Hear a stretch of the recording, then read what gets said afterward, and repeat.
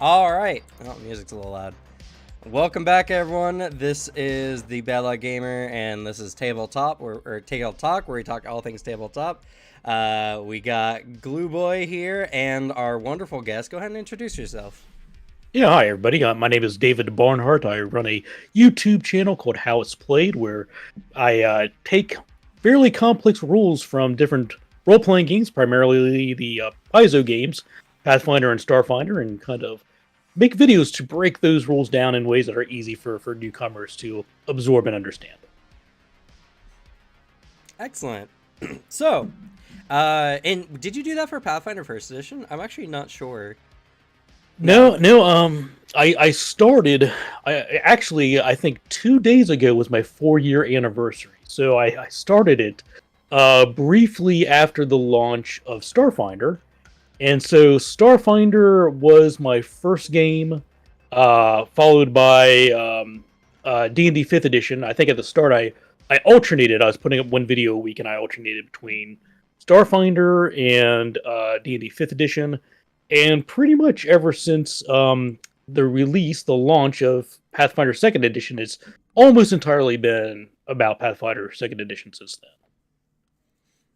Yeah, I mean that's how I found you because I was. There's always, it's always something, right? It's like a wording or, I think it's not maybe my first, but it's a video I've watched multiple times because it's just a little difficult. Is the counteracts video? Yeah. Counteracting is a little weird. It's mostly just like verifying. Okay, do I know this rule? Am I doing this right? I'll watch a video like, okay, yeah, I generally have the right sense.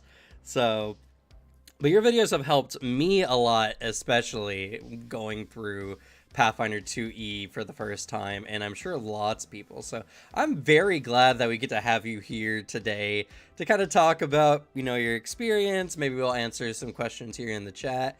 And, I think it's going to be a really great stream.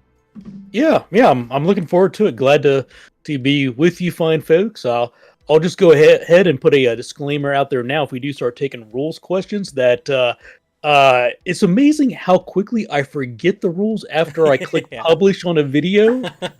So it's like when you take a test in college and the next day you can't remember any of it. So I'm happy to entertain questions, especially from newcomers who are trying to wrestle with the rules. But forgive me if I don't instantly know the correct answer to everything that comes out. What? Right. You don't have the core book downloaded in your brain? Not memorized. I do have PF2 Easy Tools open right now in case I need to go dive for something. Yeah, big shout out to PF2 Easy Tools and Archives of Nethys because they make my job pretty easy.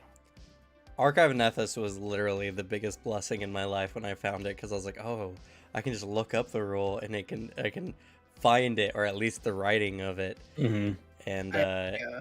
they've been making such big advances in the last year to the site. It's so easy to use now compared to when I first started getting started with it. So much better. I remember the good old days, quarantine time where we first got into Pathfinder 2e.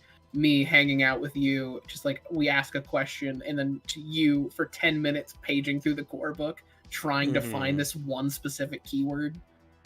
Yeah, Yeah. it's a little rough. Yeah. The core book is a little difficult if you don't know where everything is in the core book on finding various rules, specific wording or traits and all that kind of stuff. So, Yeah.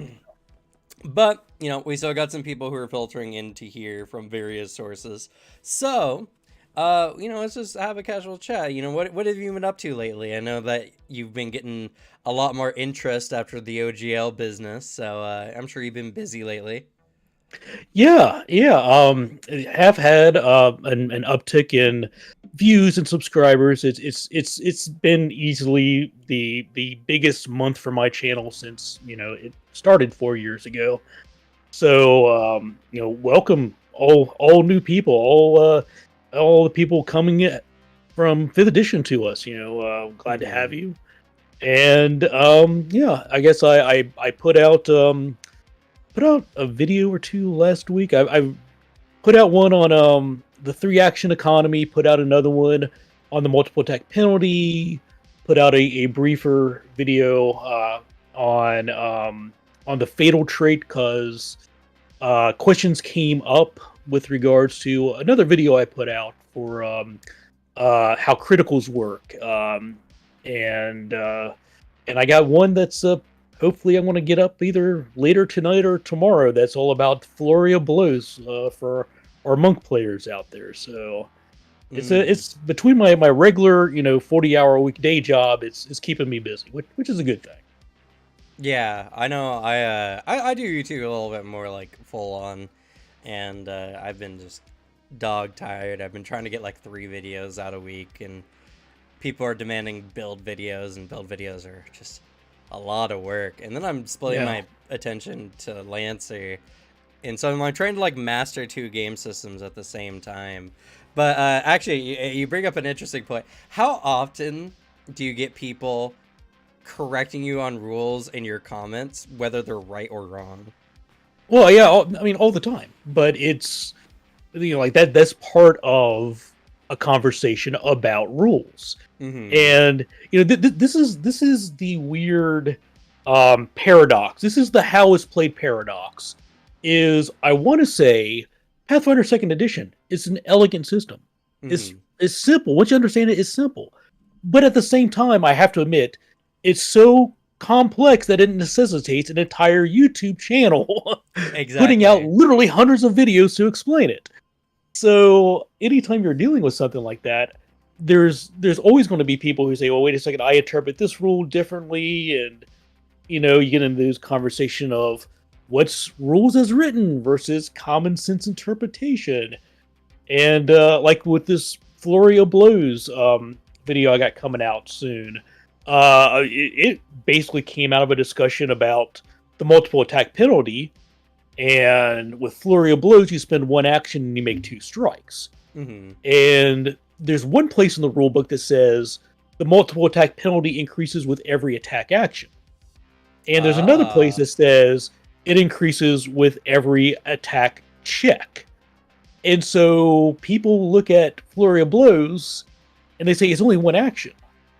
So if it increases, multiple attack penalty increases with every attack action, then it wouldn't increase until after your 2nd strike. So I guess just to answer your question, I get a lot of conversation in the in my comments where people say, I don't think you got this right. And that's not a negative thing. It's extremely rare that anybody is like a jerk about it. And usually it's just, I view this differently.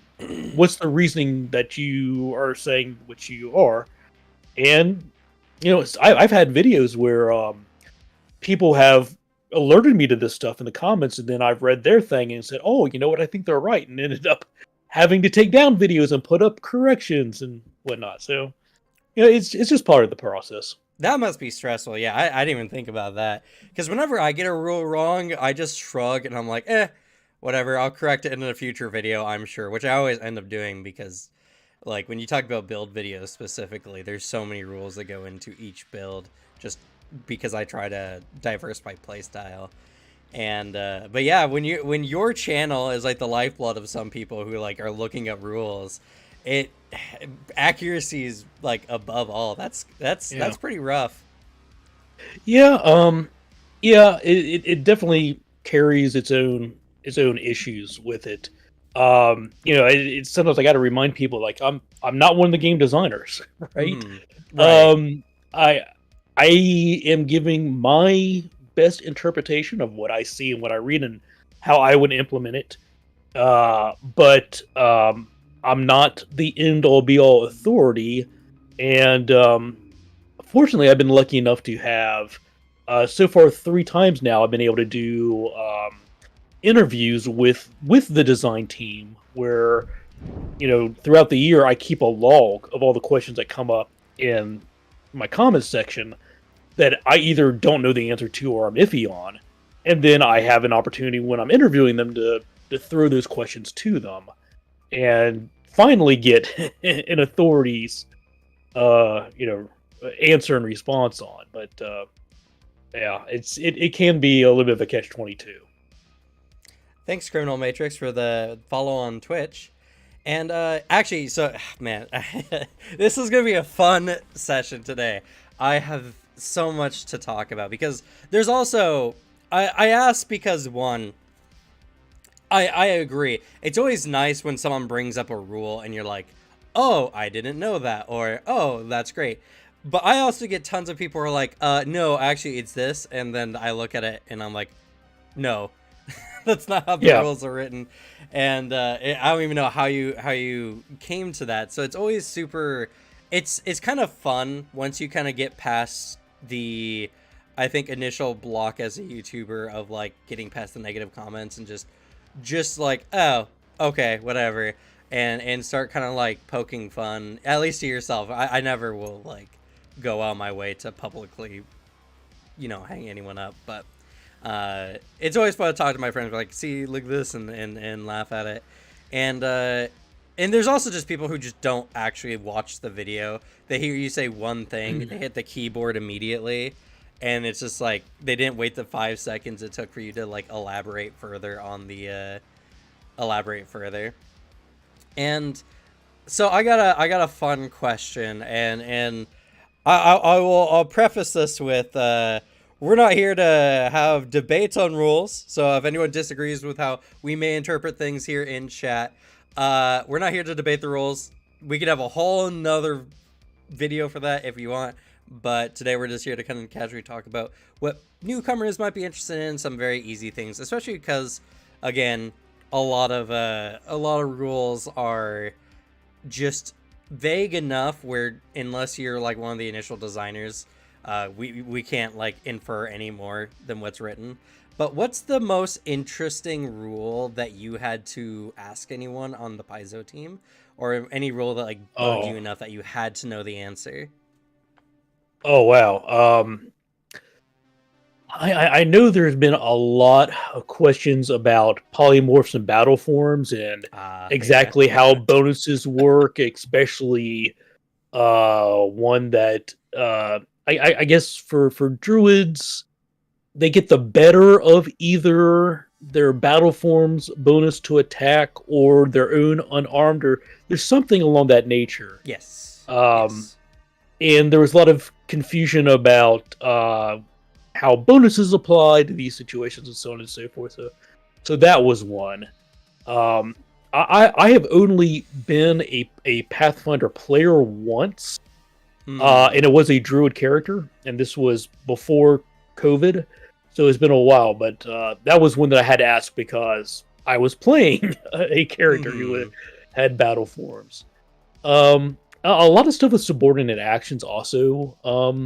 I'm still plagued with, and probably the biggest one. The biggest one is Golem anti-magic. Golem anti-magic. Oh yes, has a provision that talks about quote magical abilities, but there's no definition of what a quote magical ability is. So, like, are they immune to fire damage from a flaming sword? And yes. all kinds of stuff like that. And for anybody out there, I still have not gotten a answer from Paizo or anybody else about that. So sorry, but I do, fingers crossed. Hopefully, we'll be having Michael Sayer on my channel, and hopefully soon to ask him a number of these kinds of questions. Yeah, the Golem anti-magic was one we actually came across recently. How we ended up ruling it was non-property rune non-fundamental runes work as normal, but property runes can be affected by Golem anti-magic. But I honestly, it's not a big deal either way, I feel like. And that's kind of, I think, the crux of the issue a lot of the times is the biggest rule that I still argue with people, or I try not to, but still argue with people, is do agile weapons that have the trip trait or whatever apply agile when they're tripping versus not? And the answer to that is no, right? That's my conclusion, because when the weapon has the whatever trait, it specifically states it adds the weapon's reach, and it adds its item bonus as an item bonus to the skill check in question. That's how I've ruled it, but I've not heard any official answer on it to date so far. Yeah. Okay. So this is one of those moments where I want to refresh my memory about what the text of Agile actually says. So I want to check in on PF Easy Tools. The conflicting text is you use your weapon to perform the maneuver. And that's what everyone's argument is I use my weapon, so my weapon stats apply. And it's like, no, that's more like flavor text, or it's more like to preface how it's happening rather than, like how it actually functions. Because nowhere does it say in the actual trait, that it applies other weapon traits, for instance. Like if it's for instance, if you had a versatile weapon that could do slashing or bludgeoning, if you trip them, could you technically do a different type of damage when if you critically trip them? Because the weapon trait would apply. It's really weird. There's all kinds of like weirdness to it, but that's the number one rule that I would love an answer from on my end. I don't know. Like I said, in the end, it really doesn't matter. It's like a 5% to 10% like difference in probability. So either way, it won't break the game. No, it's not going to break the game. But okay, so you're talking about a weapon that has both trip and agile. Yeah, like the whip. So the question is if you trip with your second attack action that turn, is that made at a -5 or a -4? That's what we're getting at. Yeah. Okay, I think I'm going to reverse what I said earlier. Looking at the text for agile, I would say that that's going to be a -4 because the penalty is what's being reduced. And so if the penalty is what is being reduced, then I think that's going to apply to that second check anyway. It's not specific to. See, what I was afraid of that it would apply only to attack rolls. Mm-hmm. And that's an argument I've heard. Yeah. Mm-hmm. But there's nothing here that I see that says that it's limited to attack rolls, just to attacks. No, trip isn't an attack.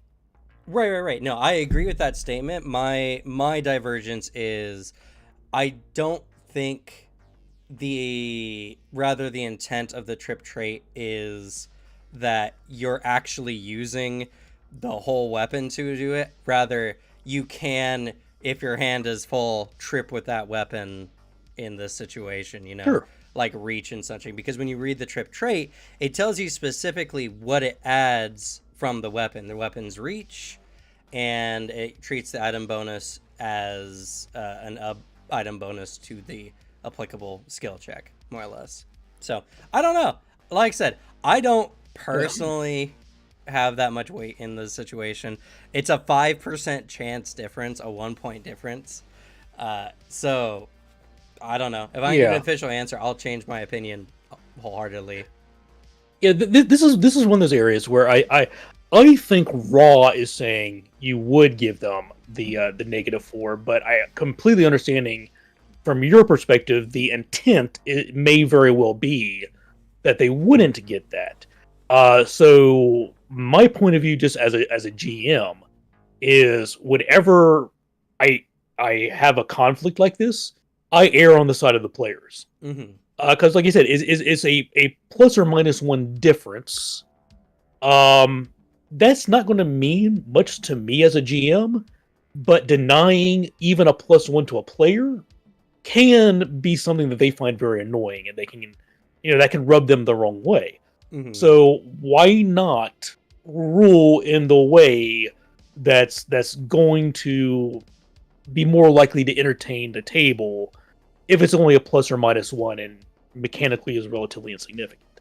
Yeah, and I go ahead. And I say relatively insignificant. I know there's a lot of mathletes out there. There's some great videos that talk about the real value of a plus or minus 1. in Yeah. in Pathfinder. So maybe insignificant is not the right term, but I wouldn't lose any sleep over it. So you might as well just give it to the players and err on their side. My And take. see, it's interesting because I'm also like a terminal GM. I just GM all the time. I enjoy GMing a lot though, Mhm. so that's like my preference and style.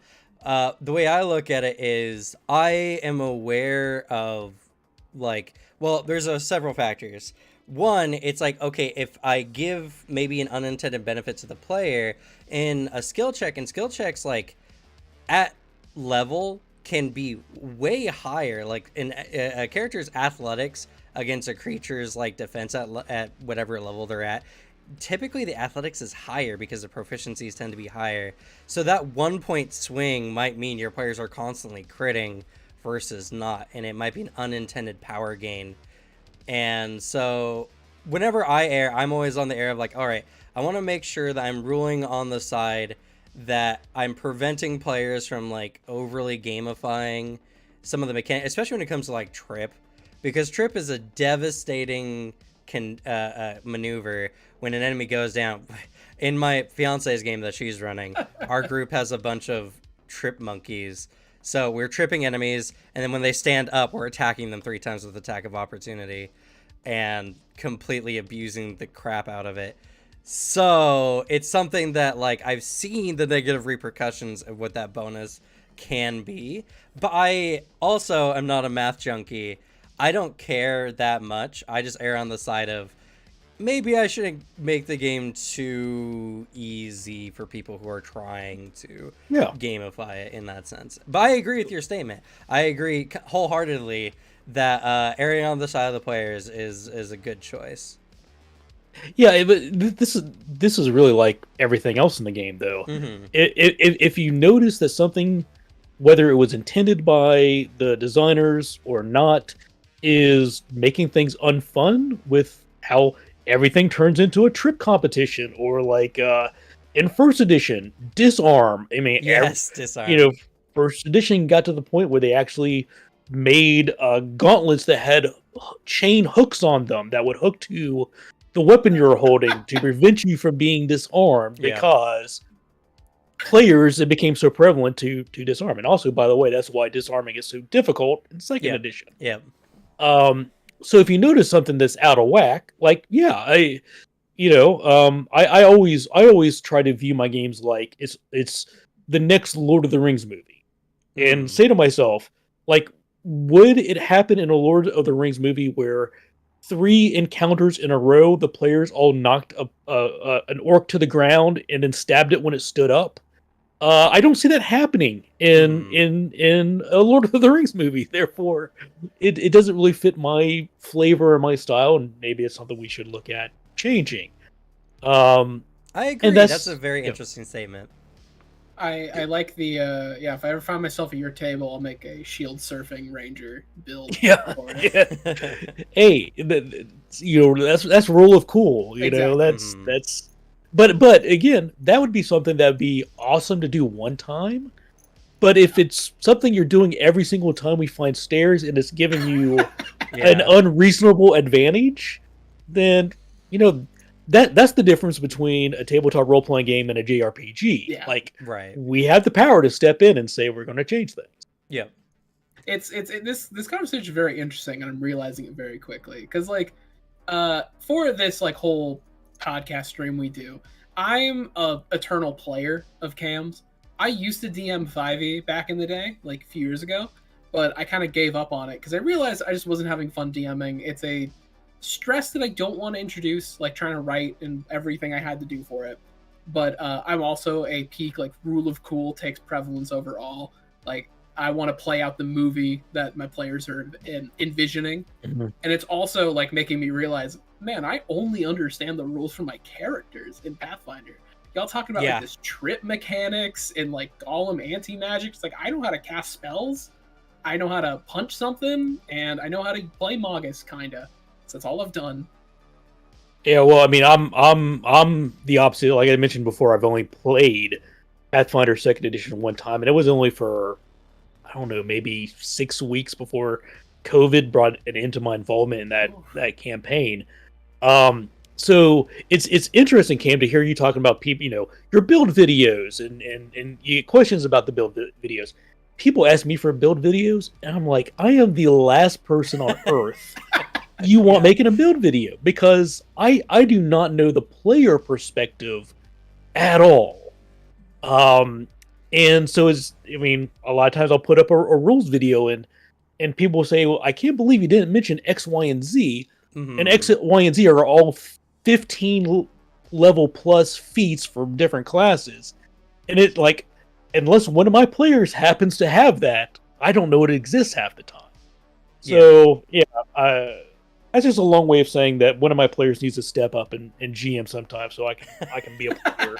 Yeah, you know what? Actually, it's funny you say that, because I'm so lucky. I have a wonderful fiance who wanted to take the reins and run a game, and we're playing Age of Ashes, which has been a lot of fun, and we might be moving on to Kingmaker as soon as we're done with this, and I'm very excited for that.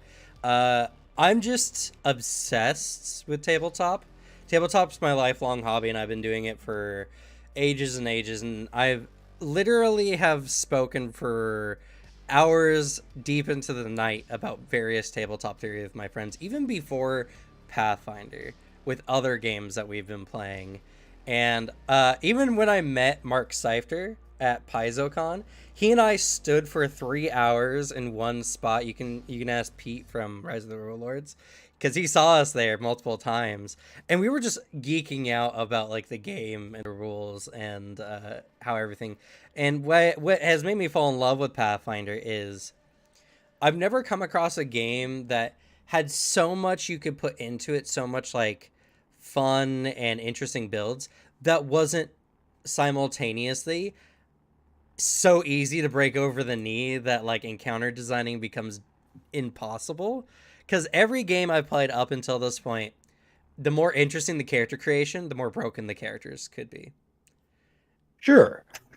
And it's just one of those things where it's like, I love Pathfinder because my players can go ham. They can make whatever builds. Their characters can do like 100 things. It doesn't really matter. Whenever I throw enemies at them, I feel like generally it's always balanced. And whenever I run encounters, I have the math so down that like I can get the players to about their levels of HP that I expect them to reliably every time without like really any major upsets, which in any other game is impossible.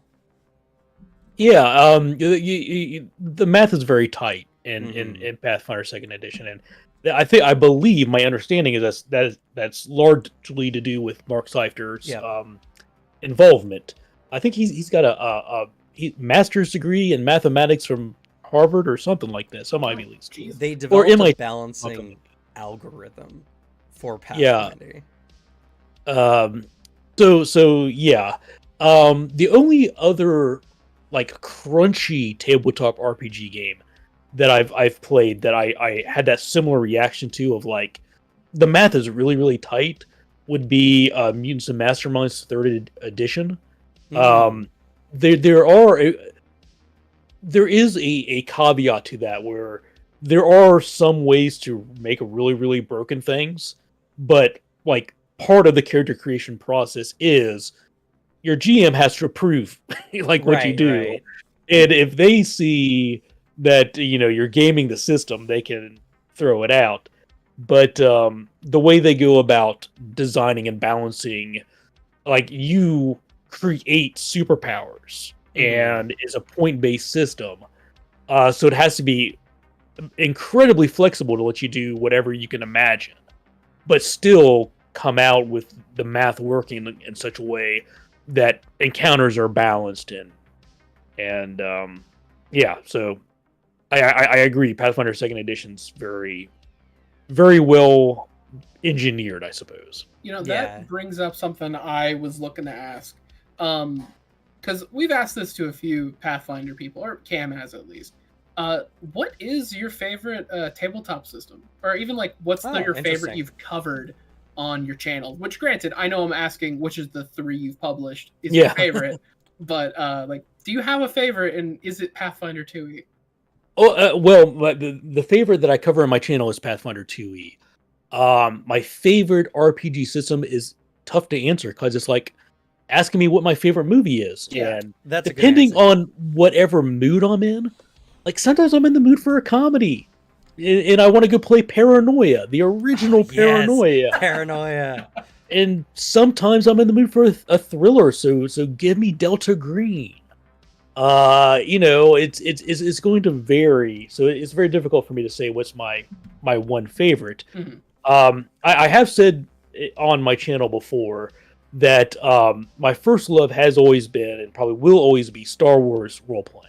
Mm. I love the Star Wars universe, especially the original trilogy. That was, you know, I did a lot of Star Wars role playing gaming between like 88 and 98. So the prequels hadn't come out yet. We were entirely focused on the original trilogy.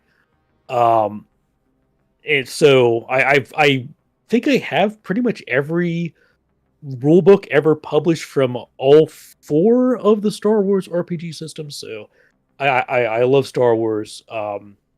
With deep apologies to our friends at Paizo, Star Wars is still my favorite like space opera role playing game.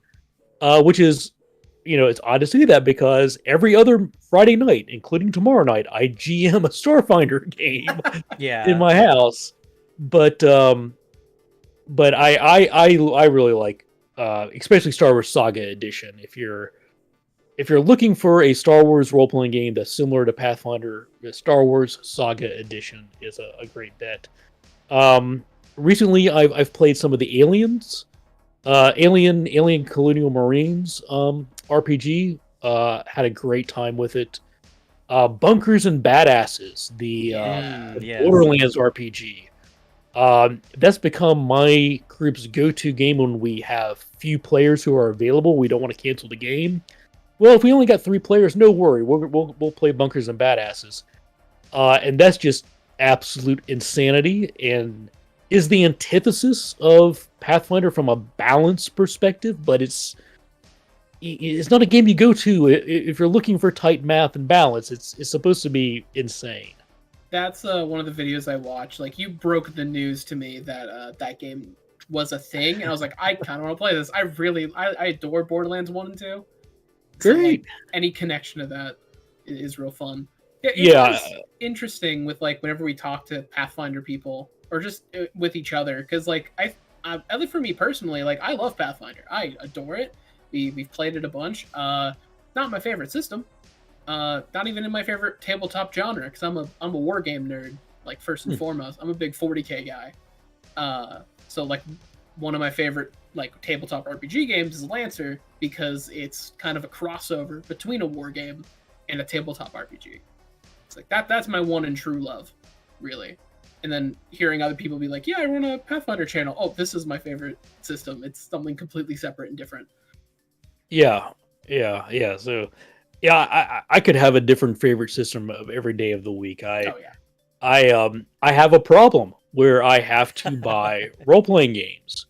And that. like 80% of the books I buy will never see the game table, but I just love to buy them and read them. I used to, in my previous job, I used to have to travel all over up and down the East Coast, and so I was living out of a suitcase. And my go-to event would be find the local Barnes and Nobles, go buy a role playing book, and go back to the hotel and read it.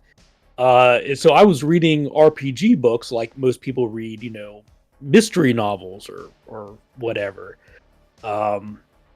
Yeah, in fact, I just went on a big binge of Castles and Crusades and got a bunch of their stuff. And my Age of Ashes group is going to transition to playing Castles and Crusades a bit starting next week. So that's going to be exciting as well. Yeah. Connor Malloy says, can't stay for the stream, busy tonight. Just wanted to drop in and say I love both of y'all's content. Thank you for all the videos. Thank you, Connor. Well, thank you. Always nice to hear that, you know, the work we're doing is being appreciated. Yeah, I agree. And gosh, I'm so glad, Dave, we brought you on. You're just the kind of person I love talking to on these streams because exactly a giant nerd. Yes, exactly. A giant nerd who also has spent an absurd amount of money and time on tabletop games, especially ones they're never gonna play. Yeah. There's some kinship here. I can feel it. It's something that like I said, tabletop is my lifelong hobby. It's my obsession. I I could talk about tabletop an infinite amount of time. There's no like end to it. And it's a good question, Alex, because it's always interesting to hear that very rarely does anyone say that the game system that they review the most or talk about the most is their favorite game, actually. Because I agree with that statement, and you're exactly the kind of person that I feel like if we get to an age of like the indie boom of tabletop would really enjoy the revelry of looking into it, because that's also my thing. Whenever I go on like a trip anywhere, it would be find the local game store. They used to be way more common than they are nowadays. But you go and find this little, privately owned game shop that you could go and find board games or tabletop games. And even when I went to Norway, I was looking for souvenirs, and I just went to a big game shop, and it's called Outland. And what I ended up taking away is my souvenir. I got a shirt, which was a really nice shirt, but I also picked up Vassen, which is the Monster Hunter Scandinavian game. Free League. Yes, Free League, exactly. And I will say that currently Pathfinder 2E is my favorite game system. Just in general, I feel like it's so well designed, but I do yearn for the day and age when so many other like tabletop companies, indie companies can get enough money to get like the same kind of teams that like Paizo has, that so we can see those kind of genres everywhere, and games that are just built brick solid everywhere. Because I love Lancer. Lancer is probably the itch I've been looking for a mech style game. I've always been looking for a good mech game, because one of the things I love about mech games is the modularity of the mechs and kind of like adjusting, making it feel. And Lancer's really good as a simpler mech game. It's not like all right, pull out your Excel sheet, let's do some math on energy output to see what I can stuff into this mech chassis. It's like, all right, you want to do something really well, there's a mech for it, and there's a lot of fun ways you can do it. One of my favorite mechs is the Caliban, which is more of just a power suit. It's like barely bigger than a person, but it can literally move mechs that are skyscrapers in size with just the sheer amount of power. And its whole thing is ramming other mechs into or through walls as much as possible. And then it has an integrated shotgun. So beyond its normal weapon mounts, it also just has a shotgun that the pilot can just grab and blow a hole into a giant mech. And it's just like 8 feet tall fighting these 30-foot tall giants. And it's just one of my favorite mechs in the line. Not a terribly subtle game, is what I'm hearing here. No. I play a quadruple revolver gunslinger cowboy mech.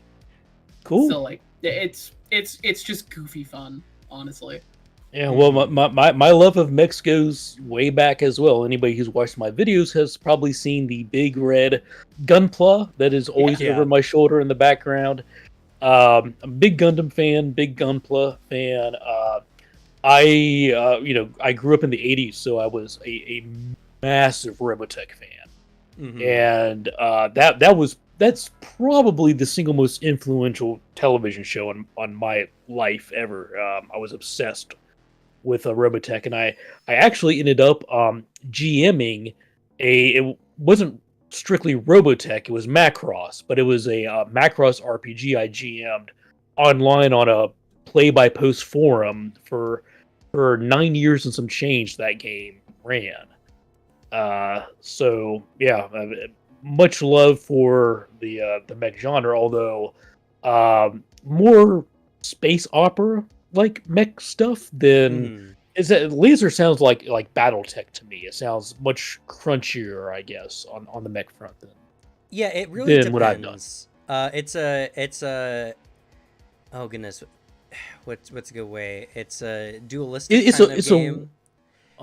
The rules on the roleplay side when you're operating your pilots are super light, and super like, all right, you make the roll, let's tell a story about it kind of stuff. And then the mech stuff itself is the crunch of the system. We just had our session this week on Lancer where it was all roleplay, is all talking about like downtime activities, and we were talking about how we got our licenses. And it was very interesting. The players got to interact with some other Lancer group and their own individual parties. Some players have some weird like almost like cryptic bordering on eldritch kind of connections with their mechs and how they came across them and everything. It's not a game that offers a lot to the roleplay side, I'll say, though. Like, there's nothing in the game that overly reinforces or motivates the roleplay side of things. It feels like something that is just designed to get it done without, being overly crunchy, which, some people like that kind of stuff. And so I kind of like its dualistic nature of the crunchy mech side, which is all combat, and the roleplay side, which is just, all right, I run up behind this guy and I kill this guy. All right, roll a d20, get a 10 or higher, and you snap the guy's neck. Like it's just that simple. I think a solid way to describe it is, and it's what I really like in a lot of tabletop games. It's my preferred method, that the Lancer gives you just enough to whatever you deem worth at your table, whatever you want to invest your time doing, you can do. If you're a table that doesn't care about like a long running story or like heavy roleplay stuff, it's very modular. You do a mission every week. Not everyone can show up. Cool. Each mission you level up like once you complete it. So you can play it like weekly little like story, like Saturday morning cartoon style, or you could do a long running thing and invest a whole lot in the roleplay side. Just whatever you put into, you'll find something for it, but you get as much worth as you really want to invest, which I prefer. That's one of the things I like about like Blades of the Dark. It's very rules light for a lot of things. So if you like a system, you can really invest in it. If you don't like something, you can kind of push it to the side, interact with it when you have to, but it's not a necessity. Right. Was Lancer a Kickstarter project? I think so at one point, a long time ago. Like several years ago at this point. I'm not sure. You did get a question, and actually this is a good point. We're deep enough here in the stream. If anyone has any questions for Dave or for us or about rules in general, feel free to ask. We'll do our best. But you got a question from Dead Phoenix here. Have you used a lot of the rules for the mech rules in Starfinder? Since you said you're running a game. For mechs and Starfinder, none. Zero. None. We are playing through the Attack of the Swarm adventure path, and none of my players I don't think any of them really cared to go beyond the core rulebook. So I have the book that has the mech stuff in it. Can't say I've really read it. Looked at that over. That comes down to I'll learn about it when my players tell me that I should learn about it. But it's interesting because I want to say, oh gosh, I remember listening to an interview with Heyman. I think her last name was Heyman. I forget her first name, but she was a writer or designer with the Starfinder team, and she was talking about before she departed, she created a world that was dominated by kaiju, and it sounded like something out of Pacific Rim, and that she had worked on mecha rules. And Amanda Heyman, I think was her name. Anyway, so all that is to say, it was something that's been in the back of my brain to read up on. But Starfinder is something that we're playing because my players really wanted to play it. As much as I love Paizo, as much as I invested time early on to creating videos to support it, I just really don't like the starship aspect of it and the way that Starfinder manages starships. And so it's not something that I've really stuck real close to be perfectly honest. If I was to recommend a space opera type game to people, there's there's other options I would go to. The aforementioned Star Wars Saga Edition for D20 Pathfinder and D&D players, in particular. Yeah. Okay. Another question here. I know you don't play as a player that often, so this might be a strange question. So I'll reword it a little bit, I think, to make it more something you can talk about. The question is, what is your favorite mechanic in Pathfinder? I'll reword it as, what is the most interesting mechanic you've come across in Pathfinder 2e? Yeah. I can answer like both of those, and they're very similar. My favorite mechanic in Pathfinder, is going to be the same. Nothing exciting. The 3-action economy. It's the foundation for the system. It's simple. It's elegant. It works. I guess the most interesting mechanic, is something that the first time I heard about it, I was super amped for, and I've been really disappointed that Paizo doesn't do more with it. And that is spells that have variable effects depending on how many actions you use. Yes, I Like, agree. Ooh, yeah. the first time I think even just like back during the play test, the first time I read the heal spell, and it was 1 action does this, and 2 actions does this, and 3 actions does that. I thought that's amazing, and my original thought was I had the expectation like all spells were going to have that sort of variable nature to it, and then to find out that it's really, oh no, it's just heal that does that, and magic missile you can do a 1, 2, or 3 action variety, but you really don't see it elsewhere. Um, yeah, I really like that mechanic of being able to have differing effects of spells depending on how many actions you invest in casting them. And it's something that Paizo just doesn't seem to be super interested in doing. Yeah, Yeah, it's Secrets of Magic sad. handed a good handful of spells that have variable casting as well. Okay. It's like, oh goodness, there's like a force pull ability where it's like 1 action you can pull them to you, I think like 10 feet or something, and 2 actions you can pull them and they have to make a save where they go prone, and then 3 actions you can pull multiple people to you and they have to make saves where they go prone. And there's some other ones as well, but I agree.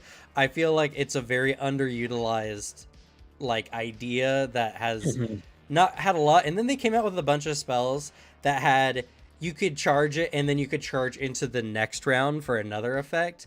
But I found them so inefficient or so not worth the extra investment that it fell flat on its face. So that's a good answer. That's very interesting.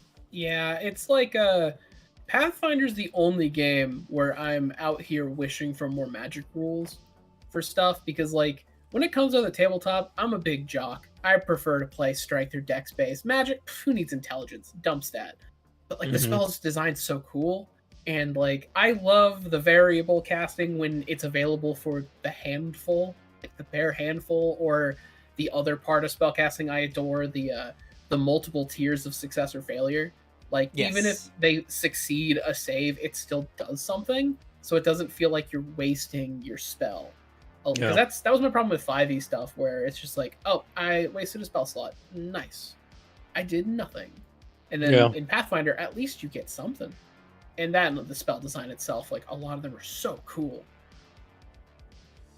Yeah, a lot of them. I like the fear spell is, I argue, one of the best spells just for like what you put into it, because if they succeed, they're still frightened one. Frightened is such a good condition on a good majority of Mhm. enemies, and when you break it down to, I'm gonna cast a spell and just make you afraid almost like no matter what. It's either frightened 1 or more. It's a really good spell. Obviously, they can crit succeed it, and mindless enemies, it's not an issue. But for a grand majority of monsters in the book, just having an ability that instantly can fear most creatures, even like with the high will saves that they can have, is really powerful from a strategic standpoint. And that's a good question. That's a good. That's from Fonzie Zombie, which is a good friend And of good mine. username. Yeah. Uh. Oh god, I had a train of thought earlier that I was very excited to talk about. I've lost it in the talking of more rules. Oh no. Uh. Darn. Oh, three action economy. That's what it was. Yeah, the three action economy is really good. I ran this last Halloween a Bloodborne one shot, and I pretty much like used Pathfinder systems, and I modulated a lot of it to fit the Bloodborne aesthetic. And the three action economy, and I adjusted it where the players could have infinite reactions, made a very high-paced, action-y tabletop, probably the most I've ever experienced to date. My players absolutely loved the homebrew for it. It was a really good use, and I would attribute that mostly to just the three action system and how it works. If you want your character dashing around, doing cool things on your turn, it's better than just the standard like old JRPG style of I do my turn and then I wait. Mm-hmm. It offers so much more depth to that, and players want those moments of I do this and I do this and I do this.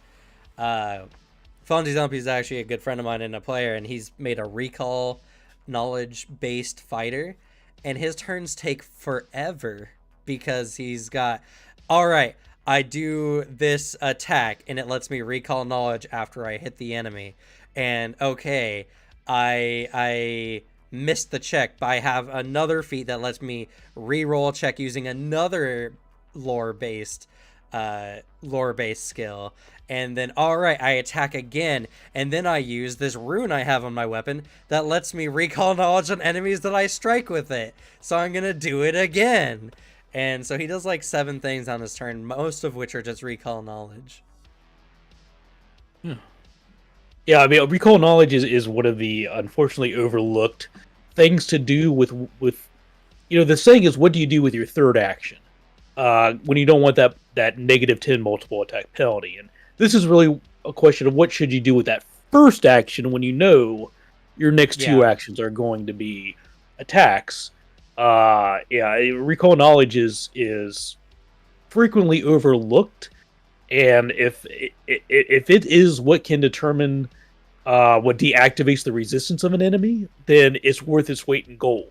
That's going to save a lot of pain. So yeah, my players, it took a while, but now they've really gotten accustomed to using those actions for recall knowledge and seeing what extra info they can get to then build their strategy around. So I got a very interesting question for you, Dave. What motivated you to start a channel about tabletop on YouTube? I mean, obviously tabletop it's less niche than it used to be, but even on a broader spectrum, tabletop is still relatively a niche subject to invest. I can only imagine tens of hours into, every week or so to make videos. Yeah. Getting started. What motivated me was unemployment and the desire to get employed. I had worked for a large corporation for 17 years, and I worked in the field of adult education. So I was a trainer, primarily a trainer for this company, and it's just part of being part of a corporation is sometimes they've got to restructure, and that means that in my case they closed down the office I was working in, and everybody in that office got laid off. We lost our jobs. So when I was out looking for my next job, I was trying to upskill. I was trying to develop some other skills in the area of adult education that I could leverage in getting my next job. And one of those was e-learning. Mm-hmm. So there's a couple of e-learning platforms. If you've ever in your job taken an online course where you watch slides and you listen to someone talk to you and then you answer a quiz question or whatever, there's really 2 main tools that are used to design and build those courses. So I know this is a long way of answering your question. No, go ahead. Feel free. It's your stage. Yeah. Well, I mean, I started teaching myself how to use these programs. Our Articulate Storyline specifically was the program. And I started using that, and I was trying to recreate some of the courses I designed at my previous job. And I found that very quickly that was very boring to me. Hmm.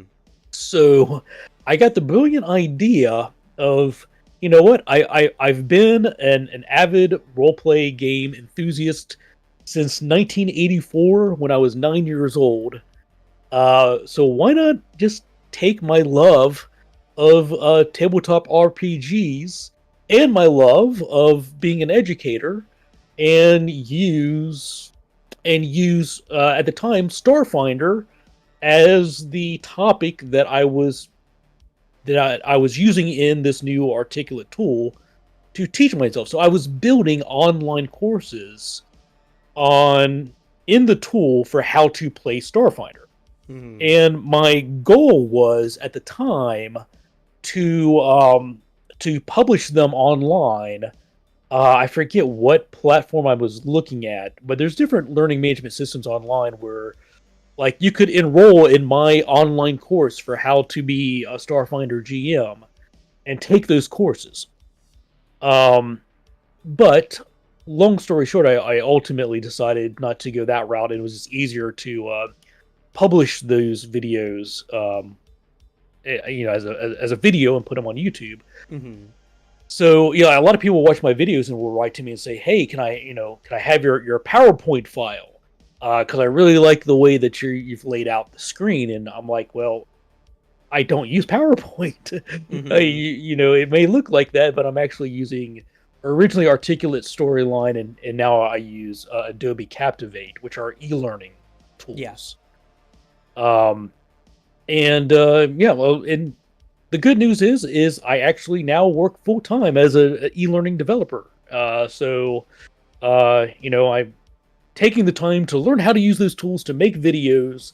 Did end up getting me the job that I wanted, so it was to benefit everybody. But yeah, probably not the most normal pathway into into the world of YouTube. No, I disagree. Actually, I think it takes passion and a desire to do something. Cause like making videos is never easy, no matter what anyone says. Going through the efforts, editing, what have you, takes a lot of time, more time than people think, and coming up with constant ideas and anything. It takes someone who has an obsession who wants to constantly tell people about that obsession to be good on YouTube. Yeah. And table like it's funny because we have I similarly long time ever since I was very very young. I've been obsessed with tabletop, and I also enjoy coaching people just as a personal thing. I enjoy helping people learn and find things out, and I feel like I'm decent at it. I feel like I'm pretty good at like describing things to people that they understand. And so back over a year now, I've been doing YouTube like way way way longer, but that didn't do anything. It bore no fruit. But back I wanted to start talking about the classes in Pathfinder 2E because I feel like a lot of people are like, there's like two good classes. It's very early in Pathfinders, like, oh, I don't like Bard. It doesn't do anything, and the occultism magic is not as good as like Arcane, for instance. And I was like, let me make a series about telling everyone the really really good things about each of the classes that they can get. And like Bard was what I started with because Bard is such an underrated class as far as like mechanically how good they are in the game in general.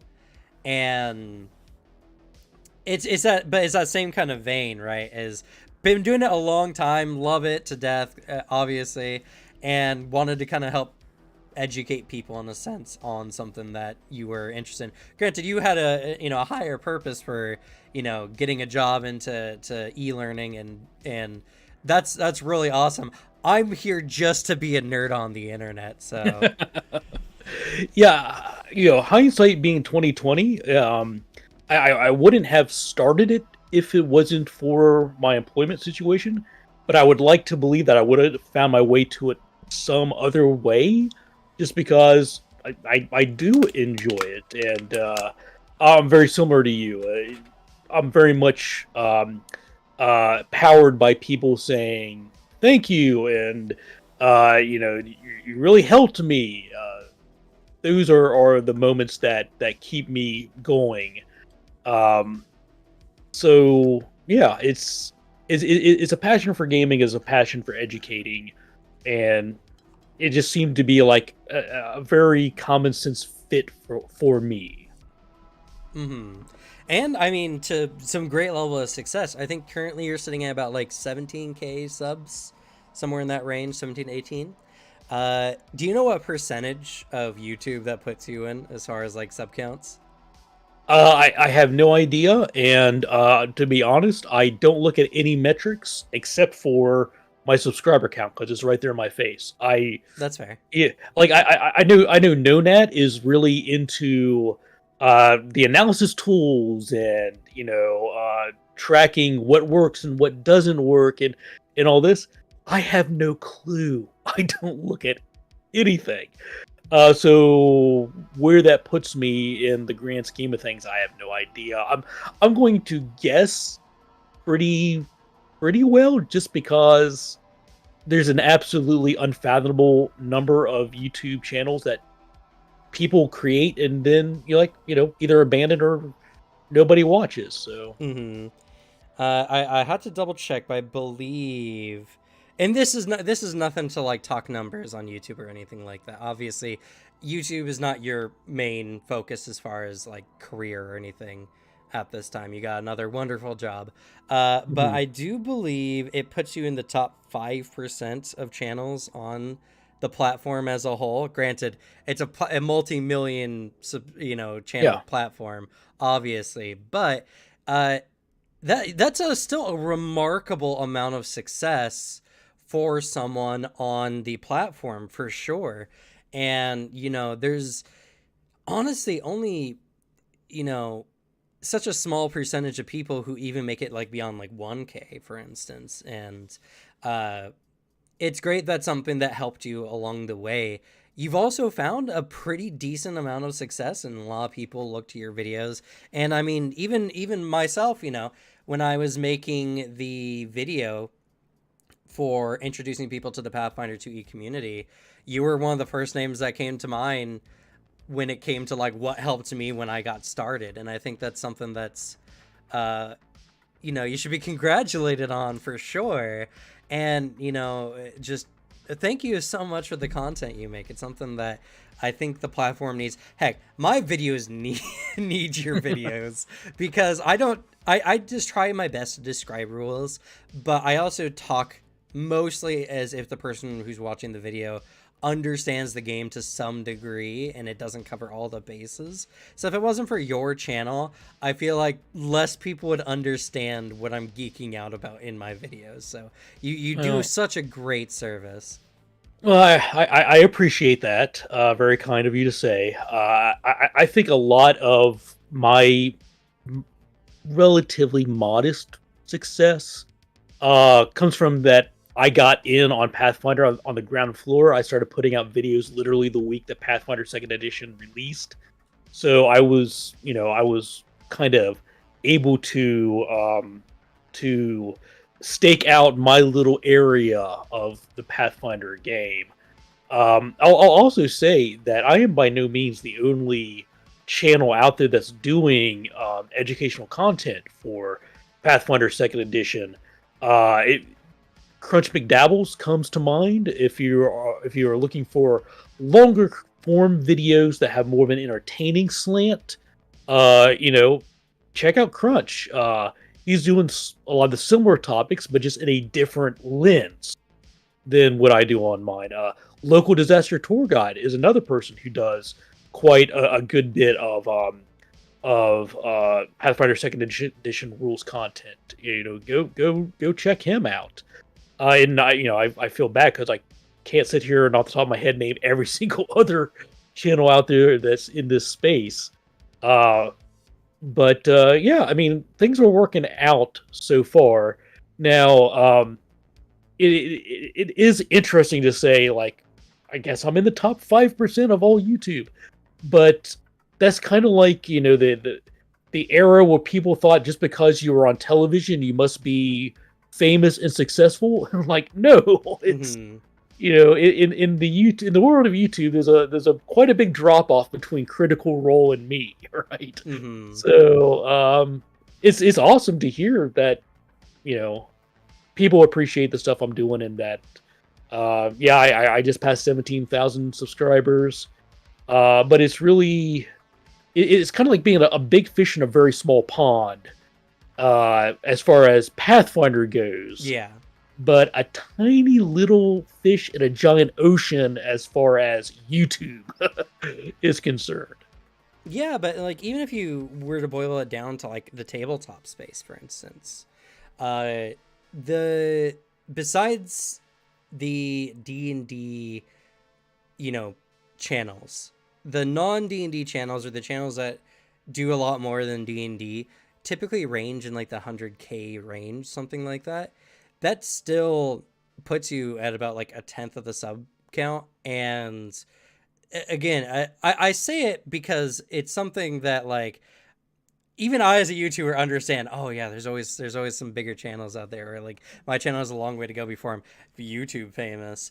But it can't go unstated that it's because of your interest, your passion for it, and the service you are providing.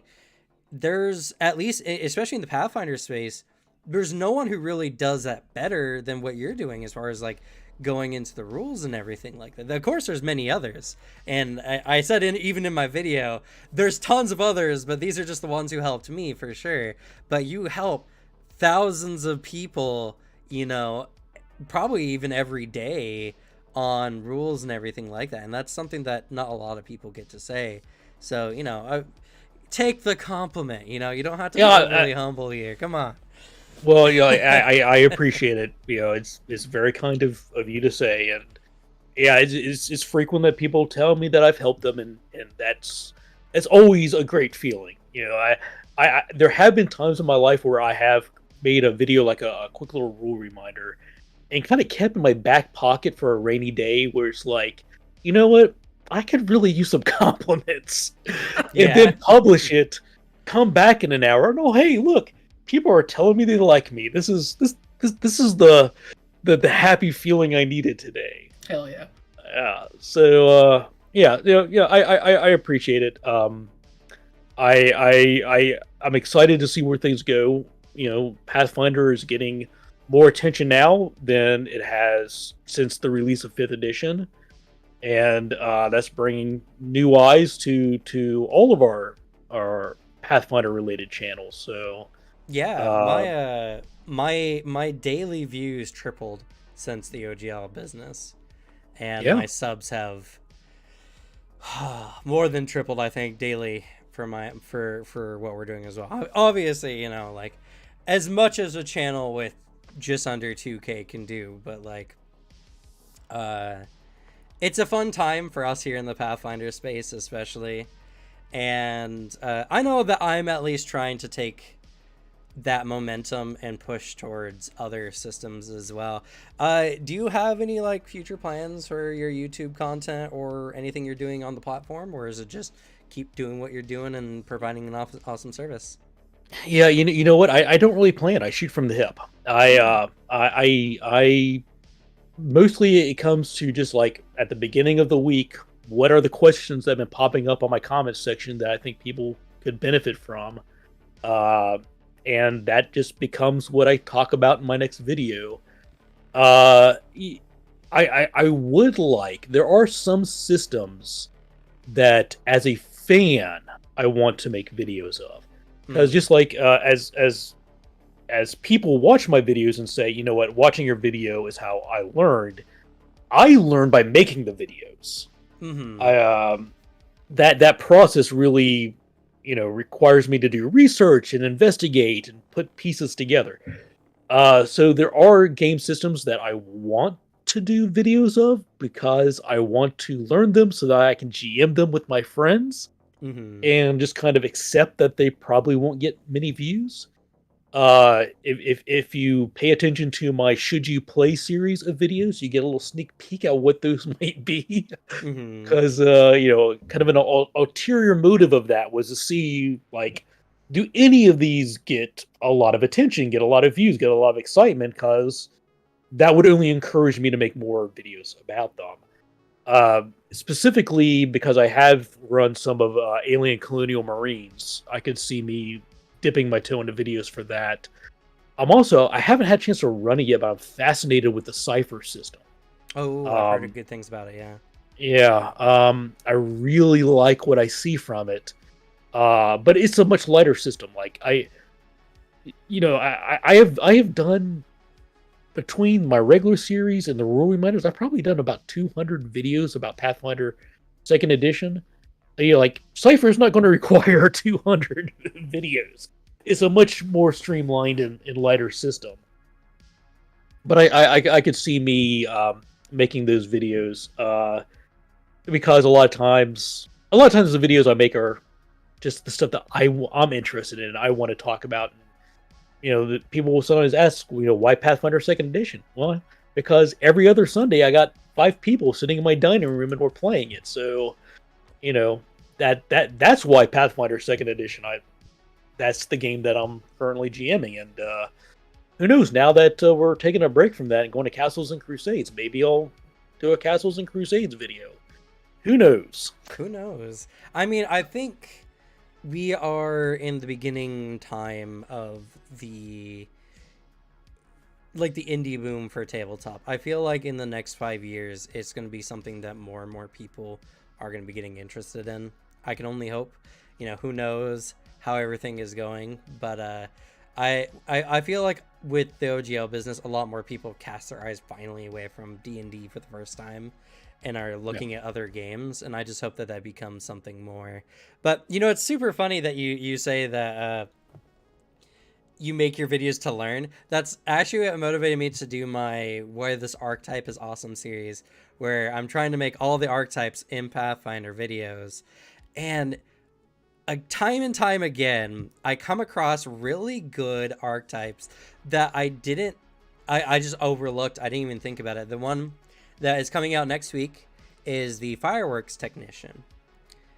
It's a surprisingly incredibly good archetype that gives you the ability to, on the fly, have a tool for any situation. If there's a flying enemy, there's a firework you can launch that I think is like 1 or 2 actions. It's not that many, and it hits the enemy, and the enemy needs to make fort saves every time they fly.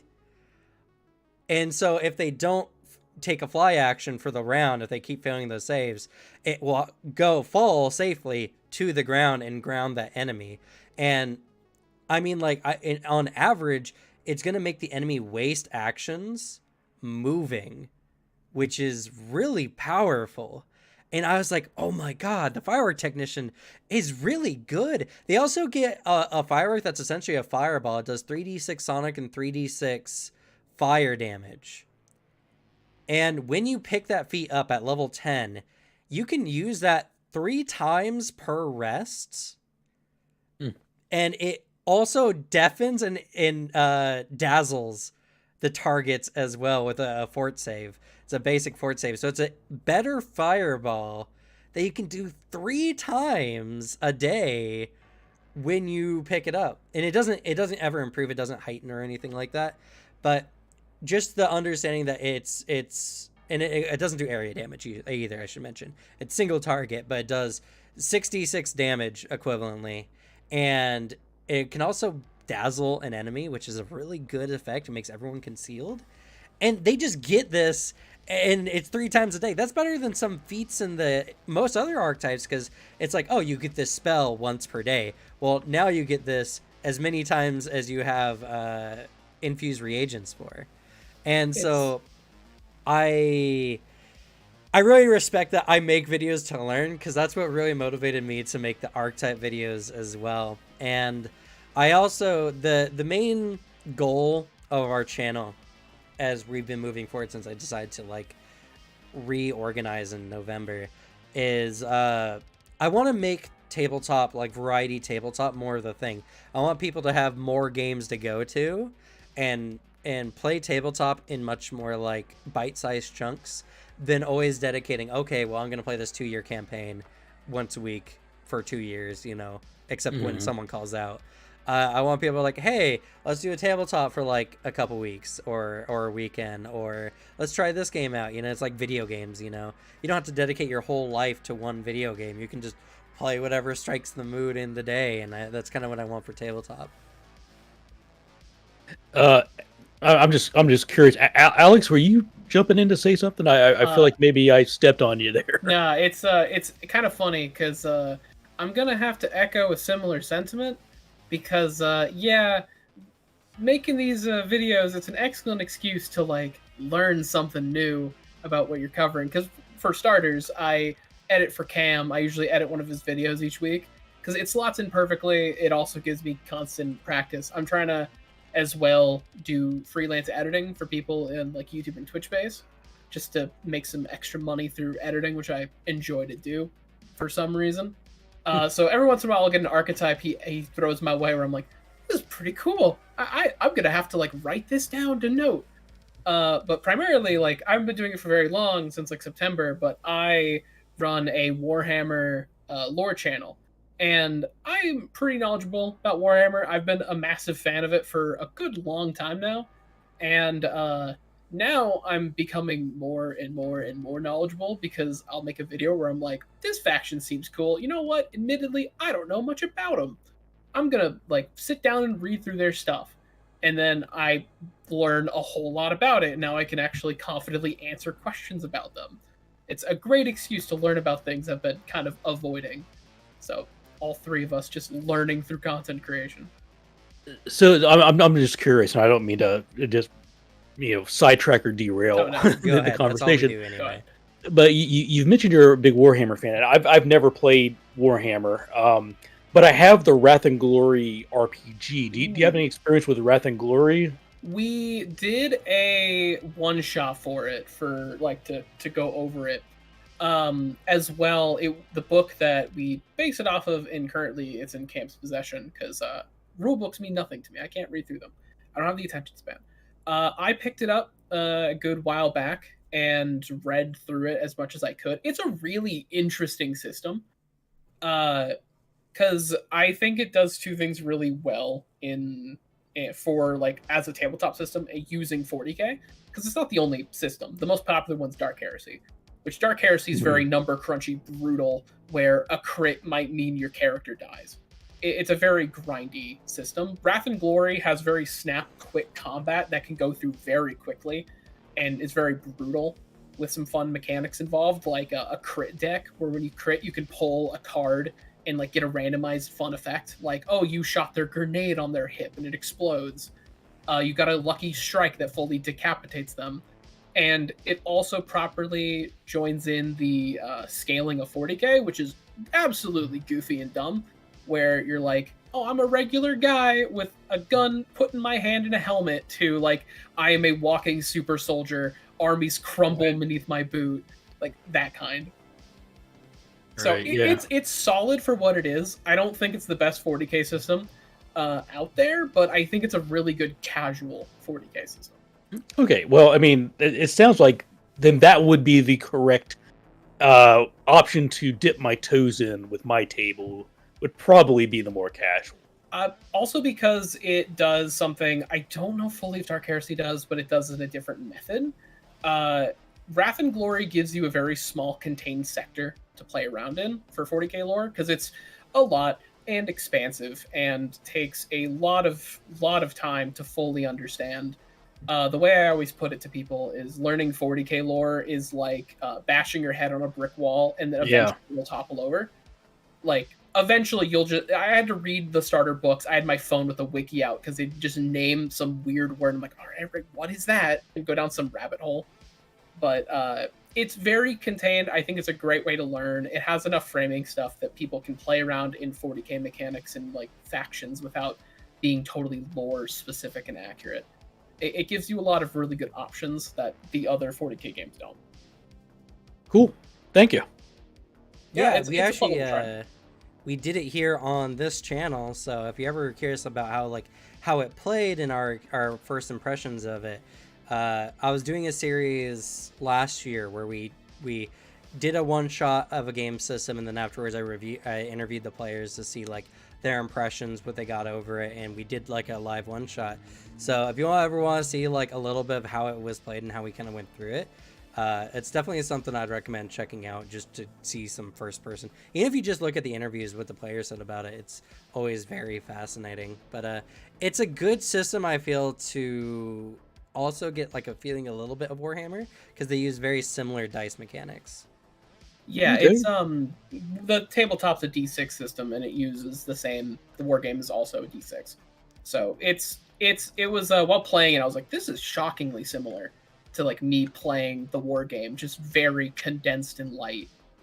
So it's a solid time. Yeah, I've got a buddy who's really into the Warhammer, not the role playing game, but the skirmish game or Yeah. the war game. That's the word I'm looking for, and he's trying to talk me into it, but I just know my personality type. Like I am the kid who has to collect them all, and I would blow every single paycheck, and I would have to have every miniature, and like I can't, I don't need that in my life, so no. Yeah, to my desk, like to the left of my desk within eyeshot is an embarrassingly large amount of money stored in plastic and paint, that I refuse to divulge the number of. It's the funny part. I do film. I'm a film student, and I filmed a commercial for a local Warhammer store with like people I'm very good friends with, like in the store who run it. And my buddy who was helping me make it, not associated 40K, and he broke the 40K taboo. It's never asked someone how much money they've spent, because everyone answers like the same of too much. It's more than 1,000, but I don't want to get into it. So it's a lot, like and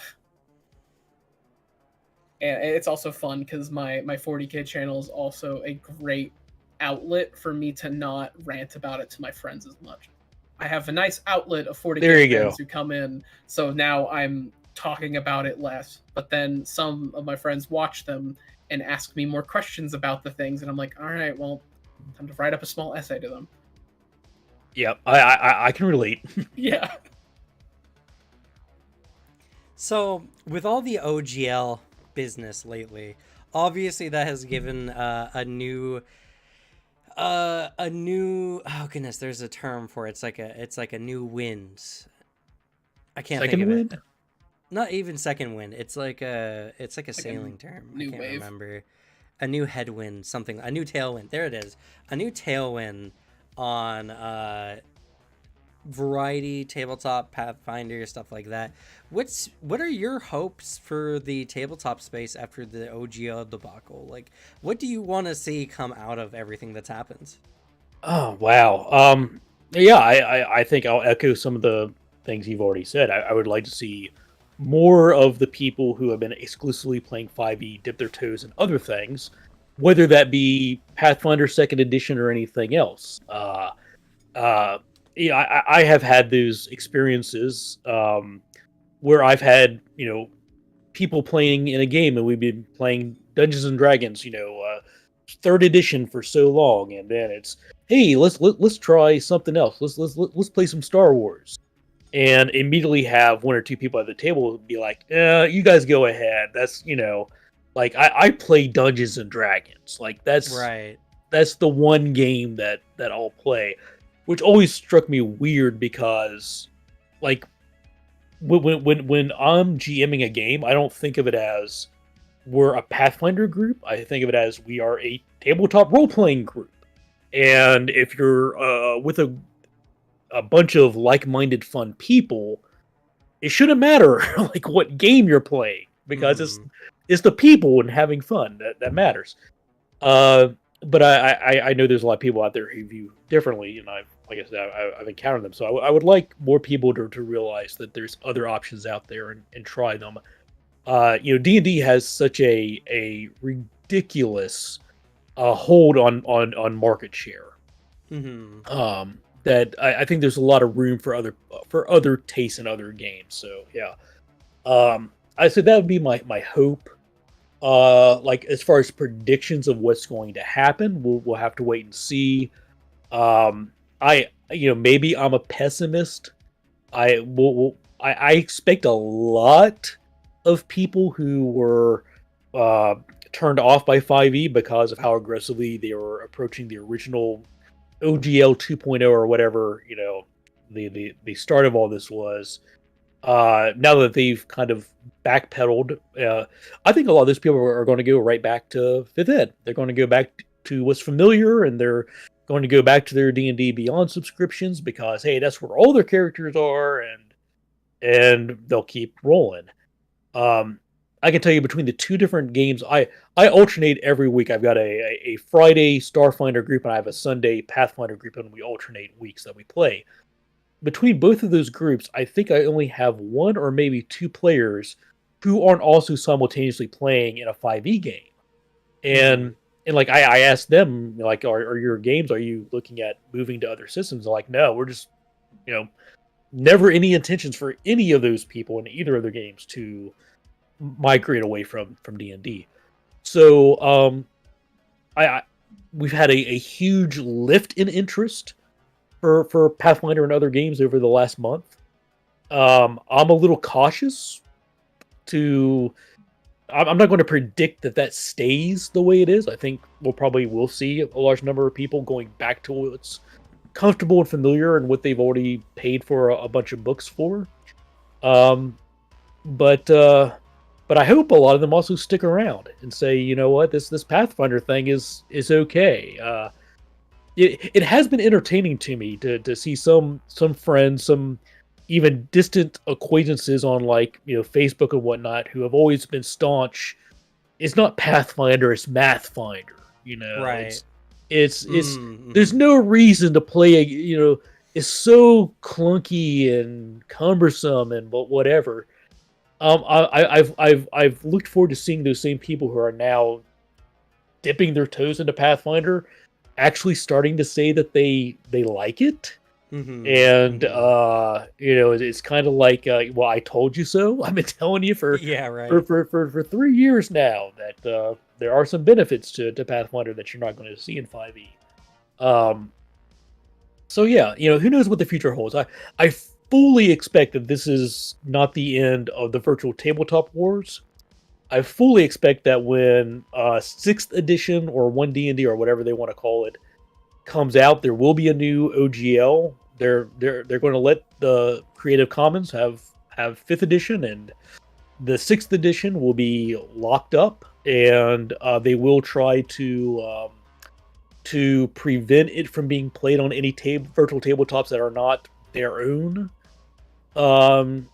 So we may have quote unquote won this round, but it's not over. There's just way too much money involved for a major corporation like Hasbro, and especially in the virtual tabletop area, I expect they're going to let the dust settle, and then there's going to be another round of that fight. I agree. I'm a pretty staunch believer that the hype for Pathfinder is now just, it's on its downtrend, and in other games in general, it's now like, I think we've crested a little bit ago. I think we're now kind of on the downtrend. My hope is that the people and the content creators who especially kind of feel a little betrayed by D&D and kind of are looking to make some other videos. I've seen some other kind of step into the Pathfinder space as far as YouTube is concerned. Blah. And I think content creators are the future. If we want more people in different tabletops, I think it's the people who have earned sway, who can push in that direction. But I agree. It's not like, oh, it's the Renaissance. We're in the new golden era of tabletop where everyone's going to try new games now and it's going to be great. I think if anything, it's a 5-10 year, increase in that space. Like indie gaming in general took a long time to rear its head after the major console wars and everything were a big thing, and it took, I don't know, 15 years or something before Steam really came into prevalence and everyone was really on Steam terminally. But if you had a hope for one tabletop, either company or just a game in general, to get a new infusion of funds to like do more and interesting things with, what game would that be? What game would you really like to see kind of get elevated? What game would I like to see get elevated? Um, I'm a big Delta Green fan. Hmm. Uh, so I would like to see Delta Green get like I think there should be a Delta Green television series, right? Yeah. I could see that concept and that world that they've crafted extend beyond the tabletop. Um, as far as like a new like version of a tabletop game, um, I don't know. Paranoia, the most recent version of Paranoia, doesn't do a whole lot for me, but I've really enjoyed some of the older ones. So a reboot of that. Um, Shadowrun, I really like the setting of Shadowrun. And it does, you know, they've got a few video games and other licenses. It's a fairly well known brand on its own, Hmm. but I feel like it's being fairly mismanaged by the current license holder. Um, so I would like to see Shadowrun get a little more, you know, get some proper treatment. Hmm. Give me a second while I look at my bookshelf here. No worries. I have one as well, just off camera. Yeah, yeah, I think maybe superhero Hmm. role playing in general. I'd like to see get some time in the spotlight. I think there's some good options out there that people don't typically play. Um, I think it'd be cool to see like some of the lightweight games really get a good push. Hmm. Like oh, I'm trying to think. Ronnie Thompson, the game designer, um he has made a couple of different role playing games in a box where you just buy a box set and it's got everything you need. Dusk Hmm. City Outlaws is a cool, and Hmm. I think you can get that on RPG Drive Through because they're probably out of print. But Dusk City Outlaw, super cool, flavorful, like not steampunk. I think they call it o- like oil punk or whale punk. It's Oh, yeah, yeah, yeah, yeah. yeah. It is a very cool universe. It is uh, creating a character is as simple as picking up two cards. Like one is a background and one is like a class. And you just put those two cards together, and boom, you've got your character. You're ready to go. Um, Cipher, the Cipher system I mentioned before. That's another system that I would love to see get some more attention.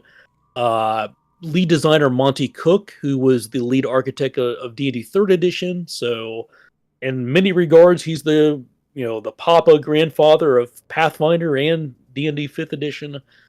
Uh, Real interesting character creation process where you just write a sentence that is, I am a adjective noun that verbs, and Hmm. filling in those three blanks is, there's a table that says like, the adjective could be fast or smart or charming or whatever, and the noun could be soldier, magician, whatever, and the verb could be who battles with fire, whatever. And there's like 80 different options for each of those three things, and whatever combination you choose, that makes your character. So yeah, I'd like to see Cipher to get some more attention. Yeah. Uh, I'm just rambling at this point. There's a lot No, of you're fine. games out Oh there yeah. that should that I would love to see get more attention in the marketplace instead of There, everything being fifth ed. there's Please a do not mistake our show of one where we stay on topic. no. That's not who we are. We have like a topic. Like it's pretty rare when we stick to it for I'd say more than an hour. Usually we get off topic, but you brought up something that you brought up this before and brought up again. I finally searched it. What is Delta Green? Because this art goes Okay. hard. Like this is so cool. That's a good Okay, question. so Delta Green, I think the official description is it's Call of Cthulhu in the modern age. Huh. My description of it is X-Files the role-playing game, or is Fringe the role-playing game. It is when we say the modern age, I think it's basically from the 1970s to the current day, and they call their adventures operations. Every operation is the players. Okay, well, let me just do this. Delta Green is a secret organization. It is a super secret organization that is tasked with safeguarding the world from paranormal threats. And those paranormal threats could be Cthulhu-like dark horrors. It could be aliens. It could be super science run amok. It could be anything that you've ever seen in an episode of Fringe or The X-Files. And their job is to investigate an occurrence, determine if the cause of the occurrence falls under their purview of being supernatural, eliminate the threat, and also cover it up so that the public has no idea that something supernatural or paranormal has occurred. And the games usually play out like a mystery where the players are these Delta Green agents who are investigating this occurrence. And I've had a lot of fun GMing Delta Green with my table. If you're familiar with the Glass Cannon, they're one of the biggest actual play podcasts for Pathfinder. If you subscribe to their Patreon, they have, I think now, 4 seasons of them playing Delta Green, which is fantastic. It's absolutely is a mix of horrific and hilarious, which is a hard combination to pull off, but they do it very well. I'm intrigued. What did you say that channel was again? That Patreon? Yeah, Glass Cannon. The Glass Cannon Network. Okay.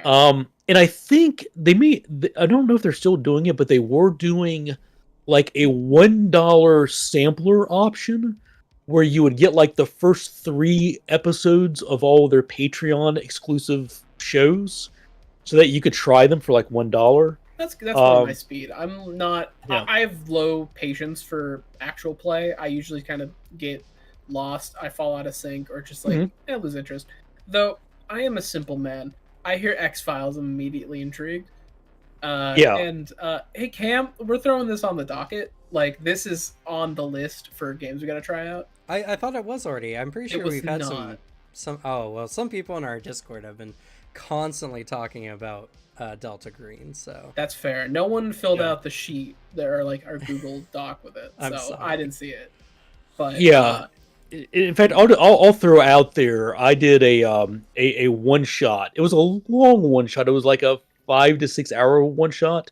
And the module I ran was called PX Poker Night, which you can get from I like a drive-through RPG as a PDF. I would highly recommend that as a great introduction and a great one-off.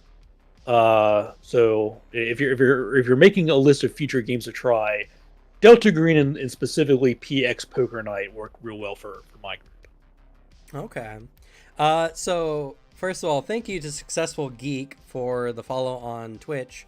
And they ask, any love for the Dungeon Crawl Classics? So have you done any of the Dungeon Crawl Classics? Well, interesting you say that, because I recently went down the rabbit hole of OSR, old school role-playing systems. That includes Dungeon Crawl Classics. So I ended up buying all of the Castles and Crusades, not Dungeon Crawl Classics, but kind of in that vein. And I'm going to be running some first edition D&D, AD&D adventures from my childhood for my friends using Castles and Crusades. I've never done literally Dungeon Crawl Classics though. Castles and Crusades and I think OSE Old School Essentials. I have that and haven't played it. And Basic Fantasy I have. So basically I think I have all of the like major OSR games except for Dungeon Crawl Classics. That's tragic. So, but like that sounds like an interesting area. I'm having grown up, like I started playing when I was 9 years old, in AD&D First Edition. Um, the games then were radically different from today. So I do enjoy kind of going back to the old days of that style of play. Awesome. Yeah, I don't know. I have a what I call like the narrative gamer scale on like where you like tabletop, where on one side are you more narrative, on one side you're more gamer, and obviously it bleeds in. Sometimes you like some narrative aspects and gamer aspects. I lean much more narrative when it comes to the kind of tabletop I enjoy. Don't get me wrong, I'm also a board game enthusiast. I have a whole closet full of board games, and it's overflowing now. I just got Gloomhaven Oh yeah. for. I played tons of it, but now I have the actual board game of it rather than anything on digital. And and so I do like those kind of games. When it comes to tabletop, the things I feel like make tabletop unique are the narrative storytelling elements for sure. So I haven't really looked into any of the Dungeon Crawl Classic stuff myself, mostly because that's just not really in the vein of what I like. I like exploring new narratives and new like interesting, innovative things when it comes to tabletop.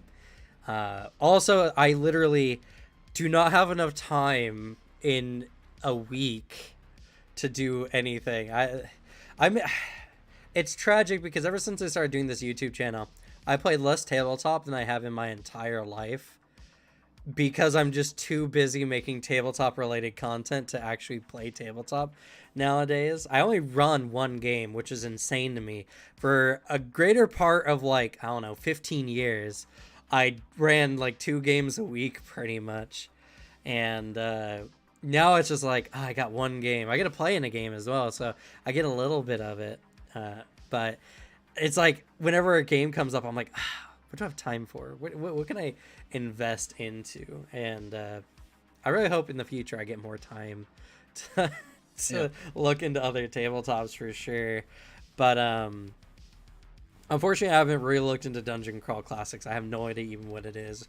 I've heard of the OSR stuff, and I know the general vein. I did play some AD&D a long time ago, but not an extensive amount. Yeah, I could be completely wrong about Dungeon Crawl Classics, but I believe it is another one of the games that tries to capture the feel of old school first and second edition D&D. Those old modules, as old, Gary Gygax flavored Right. adventures, um, which Castles and Crusades, I think, very much meets my need for that. So I haven't gone further into Dungeon Crawl Classics. Um, and I've been thinking about doing a video just on OSR stuff, like just introducing uh, the options that are out there for like Castles and Crusades and basic fantasy. Like they sell that at cost. Like you can buy the books on Amazon. Like the core rule book is like $5.99 or something, and it's the complete rule book. And like the adventures are like $3.99. So that's an outstanding way to enter into the hobby without having to break the bank. Mm-hmm. Yeah. Okay. We're winding down here. Last about like 10 minutes or so. Sometimes we go a little bit over, but obviously we want to respect your time. Uh, Anything you want to talk about tabletop related? Anything? Anything you want to plug for yourself? Let's just chat. Let's just chat as nerds here in the space. Enjoy our time. I know we've had a lot of fun conversation, and I hate that it has to end, but it does eventually. So I don't know. Anything you just want to talk about?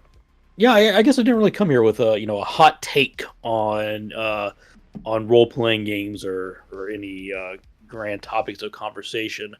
I'll obviously plug my YouTube channel. It's called How It's Played, and you can go there to learn how to play different role playing games, primarily Pathfinder Second Edition, but also some Starfinder and D&D Fifth Edition content as well. And I can be found on Twitter. It's how_it's_played_. Yeah. Yes, there is an extra unnecessary underscore at the end because it's Twitter, and of course, all the other spellings of how it's played were already claimed. And yeah, I try to put out a video or two every week, and always up for chatting in the comments about any rules related questions or just general nerdity as well. That's cool. And if anyone has anything they want to ask Dave as well, it's been I've been talking like we're about to end. We still got like 10 minutes. We got time, for sure. But I want to say it's been such a pleasure. I always enjoy bringing people on to the space, especially people I've seen on YouTube. It's kind of like that, a little bit of being starstruck, you know. It's like you see someone, you watch a lot of their videos, but getting to actually talk to you for the first time, like person to person, is so wonderful. And I always learn such fascinating things. And I'm saying and it's fun to see how other people love tabletop and what they do with it, and the kind of things. And one thing that I really wanted to do with my channel is create a stronger community as far as tabletop is concerned. You know, that's why I've had you come onto the channel. I've had Pete from Rise of the Rule Lords, who you'll find all over in the Twitter space. Sure. And the Reddit. He's one of the mods for the 2E Reddit. And yeah, I've been on his show as well. Oh yeah, wow.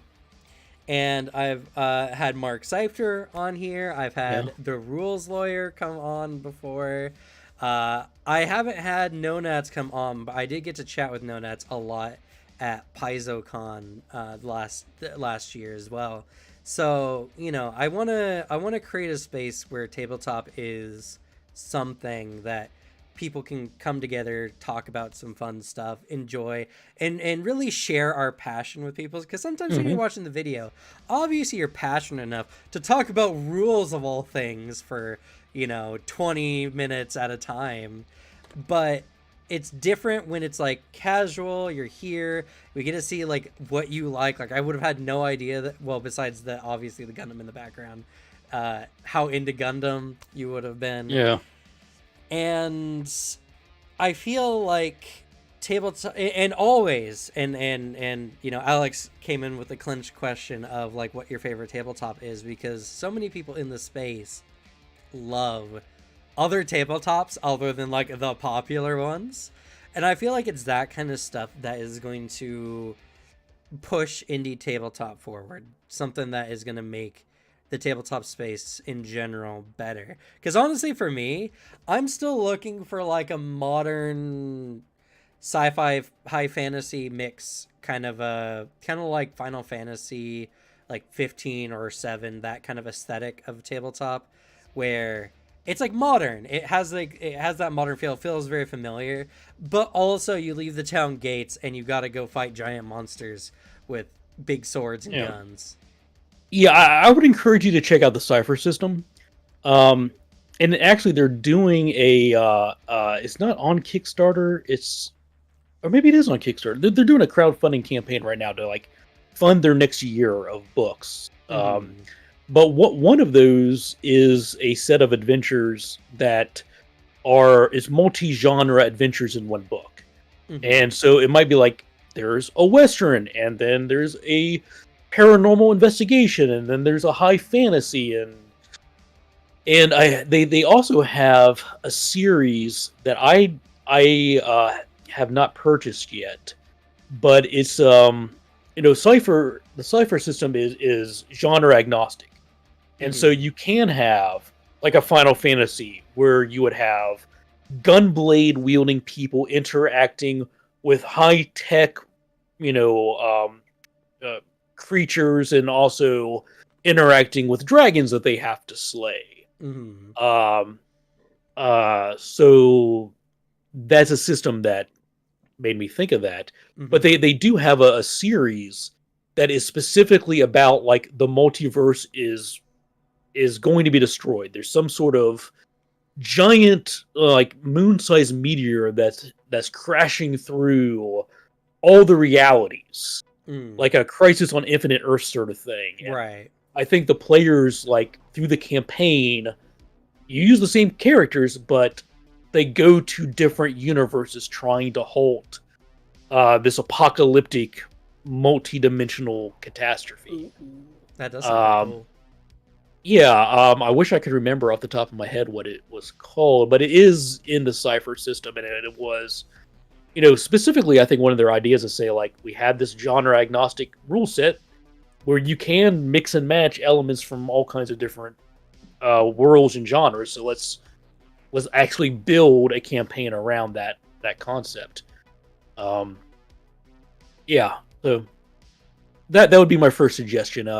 Numenera might be something that's worth Mhm. looking into as well, which is the Cipher system as well. Yeah. Um, and it also has that sort of vibe of technology rubbing against fantasy. Hmm. And Alex, you got anything to talk or to ask Dave or anything for Dave before he goes? My main questions would have been like, are there any really good systems you'd recommend? But that's been more of the conversation. And Yeah. I have season 4 of Get in the Trunk ready on a different tab to check out Delta Green because I adore X Files and like that Okay. style of like secret organization covering up paranormal stuff. It's a very fun framework for stories. So like I'm immediately hooked. Season 4 is an interesting place to jump in on their What they had on their storyline. site, I Okay, didn't know yeah, there was a better one. go for it. The campaign they're doing is called Impossible Landscapes, and it is more about surreal terror than it is about X Files and alien conspiracies and that sort of thing. But it's still an entertaining listen. I still give it big thumbs up. Um, it just may not be as closely associated with traditional X Files Fringe type stuff as the other seasons were. That's But fair. If but I need definitely to, give it a listen. yeah, if I need to drop like a couple bucks to try it out, I can do that. That's no big deal. I didn't know if it was like a modular thing where every season, oh, new characters, new little continuation, or if it was like very contained seasons. Yeah, season 4 only has one returning character, because it takes place in like the early to mid '90s, whereas the previous seasons were taking place more or less in modern times. And so, a character who is in his 50s or so, in seasons like 1 and 2, you now see him as a 20 something when he's first joining the organization of Delta Green. Hmm. But everybody else is a completely original character. So from that perspective, it's a fine area to jump in. There will be a few references, like there are a couple of flash forwards that a character gets visions of the future that we as viewers identify as events from season 1 and 2. Um, that may not just those small fragments of the story may not be as you may not know what's going on, I guess, in Yeah. those few moments. Still definitely worth a listen. And as you've been mentioning this, I did find they have the $1 tier, so I quickly subbed to the $1 trial thing. I'm gonna see if it's something I'll stick to. Yeah. I can easily recommend people spend $1 on that. Yeah. Oh yeah, All right.